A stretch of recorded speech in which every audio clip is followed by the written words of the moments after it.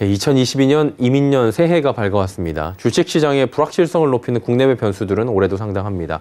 자, 위기를 기회로 삼을 수 있는 발판 마련이 중요한 시점이다라고 이야기하는데요. 말처럼 쉽지 않겠죠. 증시 전망과 대응 전략들 자세히 짚어보도록 하겠습니다. 증권부 김혜영 기자 연결돼 있는데요. 바로 여쭤보도록 하겠습니다. 올해 김 기자, 증시 전망 어떻습니까? 네, 올해 증시는 상저하고가 전망됩니다. 지난해와는 달리 상반기보다 하반기가 상대적으로 나을 것이란 예상입니다. 증권가에서는 코스피 상단을 3,300선에서 3,450선으로, 하단을 2,610선에서 2,950선으로 전망하고 있습니다. 주식시장에 큰 영향을 주는 경기 선행지수가 하강을 하고 있는데요. 2분기 정도까지는 경기 하강세가 이어질 것으로 보이고 하반기로 갈수록 순환적으로 경기가 정점을 찍을 수 있다라고 하는 기대가 커질 수 있고요. 2022년 하반기에도 물가가 더 오르기는 조금 버거운 상황이 아닌가 싶습니다. 전반적인 증시 환경은 상반기보다는 하반기가 조금 더 나아지는 그런 흐름이 예상이 됩니다. 올해 화두는 사실 각국의 중앙은행의 긴축 정책이잖아요. 긴축이 본격화되고 있고요. 증시 변동성이 확대될 가능성은 큰 상황입니다. 미국 금리 인상 시점, 또 시장에 미칠 영향력은 얼마나 될까요? 네, 미 연준이 3월 첫 금리 인상에 나설 것이란 전망에 무게가 실리고 있습니다. 인플레이션 압박이 커지고 있기 때문입니다. 시카고 상품거래소 그룹의 패드워치에 따르면 연준이 3월 금리 인상에 나설 확률은 지난달 31일 기준 56.5%로 높아졌습니다. 인상 확률이 한 달 만에 2배나 높아진 겁니다.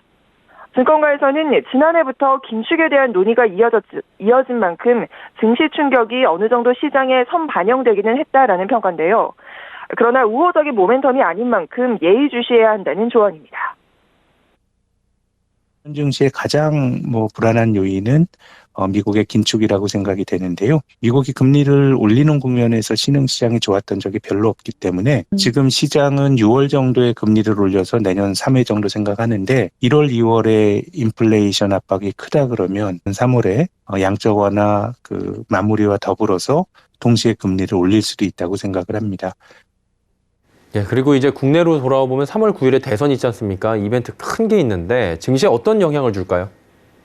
네, 증권가에서는 3월에 준비된 대선이 시장에 미치는 영향은 제한적일 것으로 판단하고 있습니다. 다만 아무래도 정책들이 발표되면서 수혜주에 대한 기대감은 긍정적인 상황인데요. 여당이 승리하게 된다면 환경 분야를, 야당이 승리하게 된다면 건설과 원전 분야의 수혜를 예상하고 있습니다.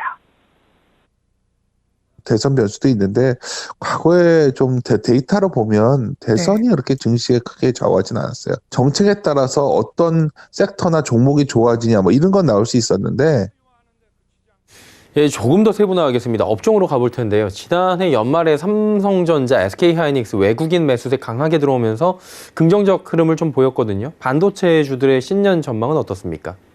네, 결론부터 말씀드리면 반도체주의 전망은 굉장히 긍정적입니다.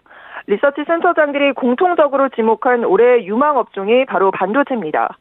지난해와 달리 주가 상승 여력이 충분하다는 평가인데요.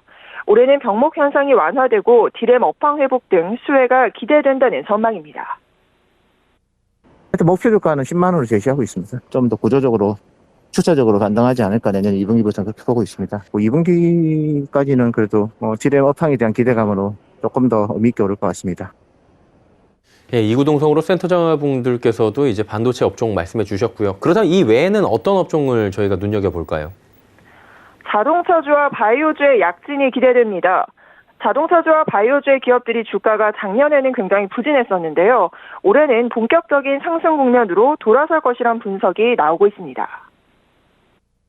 반도체, 바이오, 자동차, 세 업종 좋게 보고 있습니다. 자동차는 반도체 부족난 해소, 그다음에 바이오는 2021년에 워낙 좀 부진했기 때문에 신약하고 임상 관련해서 모멘텀이 좀 나올 것 같아서.